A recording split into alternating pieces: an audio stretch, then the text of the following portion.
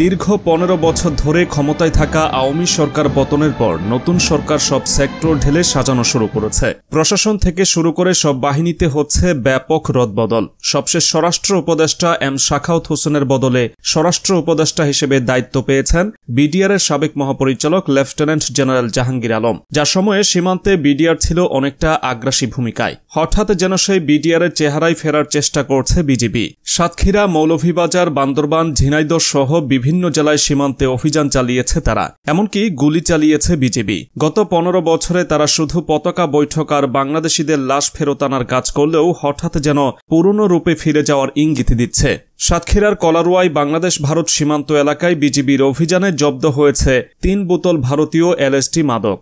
১৭ August শনিবার বিকেলে কলারোয়া উপজেলার চান্দুরিয়া সীমান্তের কাতপুর এলাকা থেকে উক্ত মাদকগুলো জব্দ করা হয়। তবে বিজিবির উপস্থিতি টের পেয়ে চোরাচালানিরা পালিয়ে যাওয়ায় চোরাকারবারি মাদক ব্যবসায়ীদের আটক করতে সক্ষম হননি বিজিবির সদস্যরা। বিজিবির দেওয়া তথ্যমতে জব্দকৃত এলএসডি মাদকের আনুমানিক মূল্য প্রায় ৩,৬০,০০,০০০ টাকা। মৌলভীবাজারের বড়লেখায় ভারত থেকে আসা একটি অবৈধ মহিষের চালান আটক করেছে বিজিবি। ১৭ আগস্ট শনিবার ভোররাতের দিকে উপজেলার দক্ষিণভাগ দক্ষিণ ইউনিয়নের কামিলপুর এলাকা থেকে এসব মহিষ আটক করা হয়েছে। ওই চালানের ৯টি ভারতীয় অবৈধ মহিষ সিজার মূল্য ১২,২০,০০০ টাকা। বিজিবি সূত্র জানায়, চোরাকারবারীরা শুক্রবার রাতে বড়লেখার পাথারিয়া পাহাড় সীমান্ত দিয়ে অর্ধশতাধিক ভারতীয় অবৈধ মহিষের চালান নিয়ে আসেন। গোপন সংবাদের ভিত্তিতে বিজিবি সদস্যরা রাতভর অভিযান চালান। স্থানীয়দের সহযোগিতায় শনিবার ভোররাতে বিজিবি সদস্যরা উপজেলার দক্ষিণ ভাগ দক্ষিণ ইউনিয়নের কামিলপুর এলাকা থেকে ৯টি ভারতীয় অবৈধ মহিষ আটক করেন।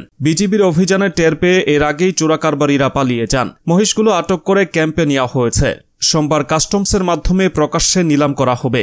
অন্যদিকে ঝিনাইদহের মহেশপুর উপজেলার খোসালপুর সীমান্তে ভারতীয় চোরাকারবারি দলকে লক্ষ্য করে গুলি চালিয়েছে ৫৮ বিজিবি সদস্যরা। ১৪ আগস্ট বুধবার ভোরে উপজেলার খোসালপুর সীমান্তে এই গুলিবর্ষণের ঘটনা ঘটে। এ সময় সেখান থেকে ৯৪ বোতল ফেন্সিডিল ও ভারতীয় মদ ফেলে পালিয়ে যায় ভারতীয় চোরাকারবারীরা। প্রেস বিজ্ঞপ্তিতে জানানো হয়, ভারত থেকে কয়েকজন চোরাকারবারী বাংলাদেশ সীমান্তে জড়ো হয়ে অবৈধ মালামাল প্রচার করছে।